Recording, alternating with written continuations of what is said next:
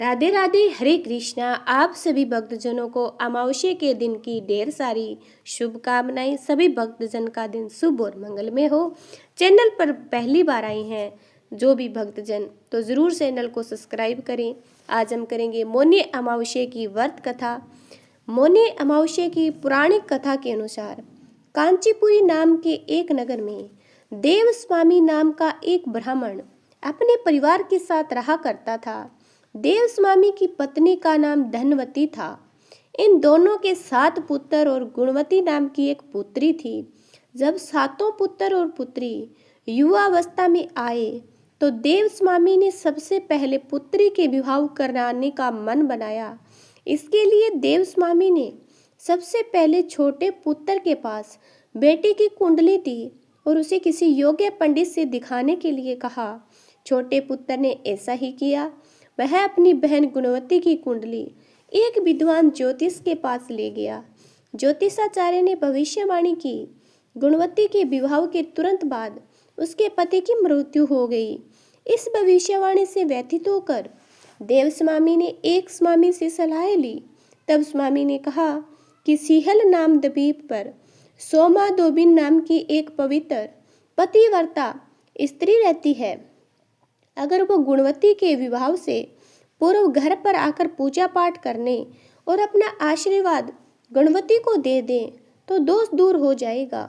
यह बात सुनकर देव स्वामी ने अपनी पुत्री और छोटे पुत्र को सिहल द्वीप पर भेज दिया। गुणवती और उसका छोटा भाई यात्रा के दौरान विश्राम करने के लिए समुद्र के किनारे एक पीपल के पेड़ के पास विश्राम कर रहे थे। इसी पीपल के पेड़ पर एक गिद्ध का परिवार रहता था। जब गुणवती और उसका भाई पेड़ के नीचे थे तो गिद्ध के घोंसले में केवल उसके बच्चे थे।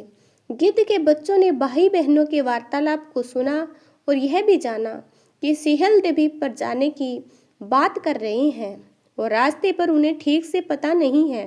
शाम के समय जब गिद्ध बच्चों के लिए भोजन लेकर आया तो बच्चों ने पूरी बात गिद्ध को बताई।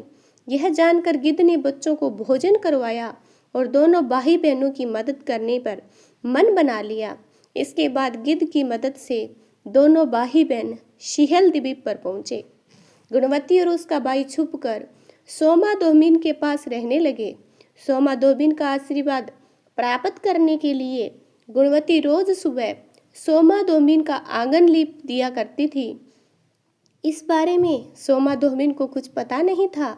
एक दिन सोमा दोबिन ने अपनी बहुओं से जानने की कोशिश की कि सुबह के समय कौन घर में लिपाई कर देता है।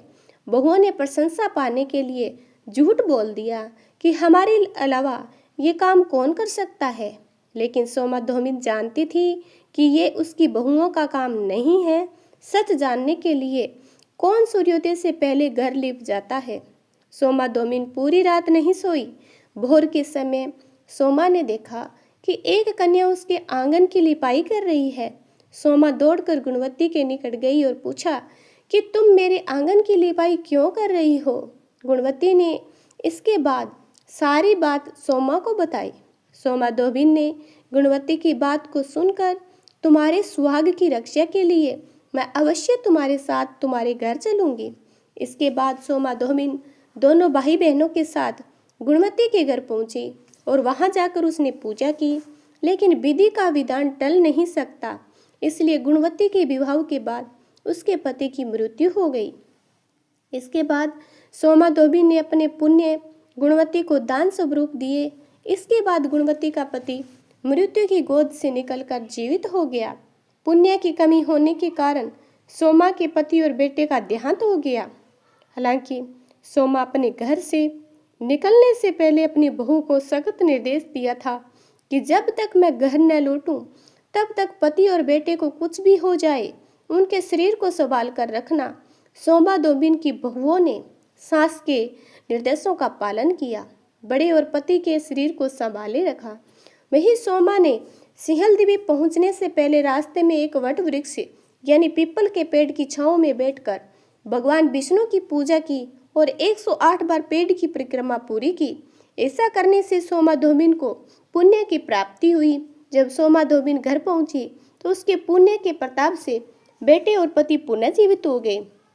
इसी प्रकार से माघ मास में अमावस्या की कहानी सुनने से अनेक फलों की प्राप्ति होती है। इन चीज़ों का अन्न का दान करना चाहिए, जल का दान करना चाहिए, वस्त्र का, तांबे के पात्र का, किताबों का दान करना, घी का दान, धन का दान, सेवा का दान, दीपदान अति अति शुभ माना जाता है। भगवान विष्णु के इन मंत्रों को जपने से मौनी अमावस्या के दिन मानसिक शांति मिलती है। ओम विष्णवे नमः। इसी प्रकार से आप अमावस्या के दिन दान जरूर करें। ये छोटी सी कथा आपको अच्छी लगी है?